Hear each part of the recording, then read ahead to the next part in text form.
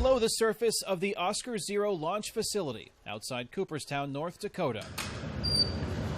The fate of millions of people once hinged on a simple decision to turn a nuclear missile launch key.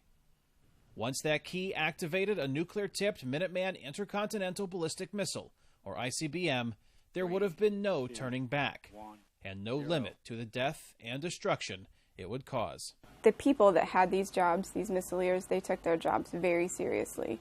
Gwen Hinman is the site supervisor at the Oscar Zero complex, now a kind of Cold War museum. Decommissioned in 1998 in compliance with the Strategic Arms Reduction Treaty 2, or START 2, Hinman says this facility gives visitors a unique look into the lives of those who served and continue to serve in some of the most isolated conditions. This bank of machinery behind me is something that's still currently being used. Used in an operational facility just a few hundred kilometers away, says Hinman.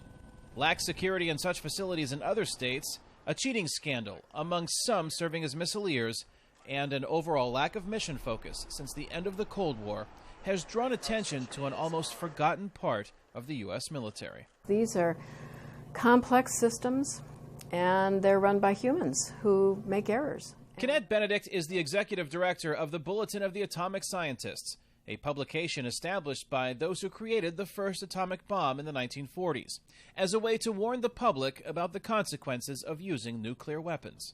The Bulletin also manages the Doomsday Clock, a graphic representation of how close the world is to a nuclear catastrophe. The closer the clock gets to midnight, the greater the danger.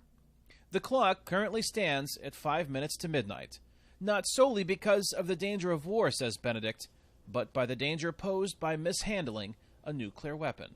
Over the course of these last 60, 70 years, at least in our arsenal, there have been more than 1,200 accidents.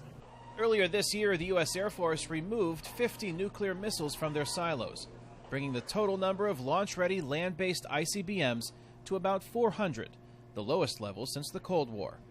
Benedict says there should be a stand-down of all the missiles. And the thing that we've been asking this president and many presidents to do is just take them off of a high launch readiness. There's no reason that these weapons need to be ready to be launched within 10 minutes of an order. Nobody does that except the United States and Russia. The current agreement between the United States and Russia limits the number of deployed strategic nuclear missiles to 700 for each country.